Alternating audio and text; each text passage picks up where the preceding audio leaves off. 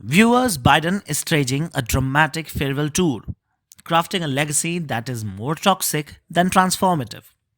As he prepares to exit the political stage, he is orchestrating a series of controversial moves designed to protect his interest and pass the blame onto his successor, Donald Trump.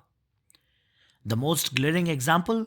Well, his recent pardon of his son, Hunter Biden, for gun related crimes, a decision that ignited nationwide firestorm of criticism.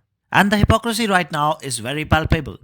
Biden is rushing to shield his family while simultaneously his own party is now condemning Trump's potential pardon of his supporters.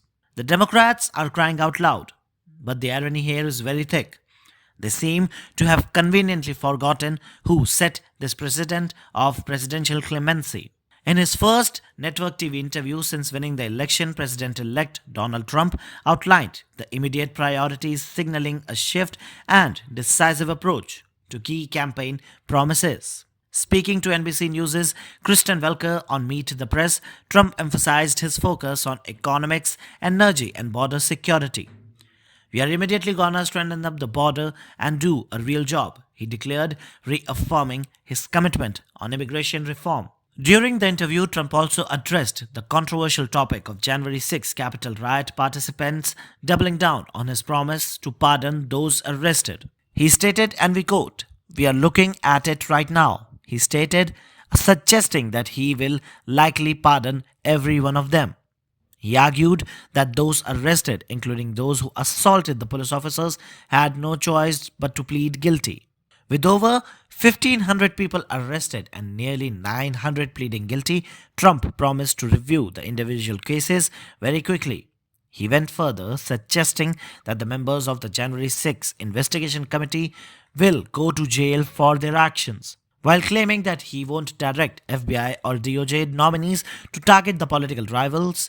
Trump's statement revealed a potentially aggressive approach to the post election political dynamics of the United States. The timing of this statement was also very spectacular as it came after Biden pardoned his own son, Hunter Biden. Biden had brazenly betrayed his own public commitment, reversing the repeated promises not to pardon his son Hunter. Before and after dropping out of the 2024 presidential race, both Biden and the White House spokesperson had unequivocally stated that they will not intervene in Hunter's legal troubles. And then the sudden pardon effectively shielded Hunter from the potential imprisonment, with scheduled sentencing hearing for gun and tax related charges likely to be cancelled. Biden's justification? Well, the charges were quote unquote politically motivated, a convenient narrative that reeks of familial protection over legal integrity. The hypocrisy is stunning, isn't it? When Biden pardons his son, Democratic Party loyalists remain conspicuously silent. Yet, the moment Trump suggested pardoning his supporters, those same voices erupted in outrage. The Democrats' playbook is becoming increasingly transparent. While they have consistently painted the Capitol protesters as violent criminals, their own narrative is unraveling under scrutiny. Reportedly, Representative Brendan Boyle and other Democrats are now actively pushing Biden to issue preemptive pardons, allegedly to prevent any potential retribution from Trump. Their narrative suggests an imminent threat, but the reality right now is telling a different story. These same Democrats who vehemently claimed that Trump instigated the Capitol unrest are now scrambling to protect themselves. They label the protesters as criminal without substantial evidence, yet conveniently ignores the harshest conditions these individuals are enduring inside the prison. The January 6 aftermath paints a stark picture of unprecedented legal prosecution. In just 32 months, 378 individuals were sentenced to imprisonment, stemming from their involvement in what prosecutors characterized as an attempted overthrow of the United States' president. The numbers are staggering.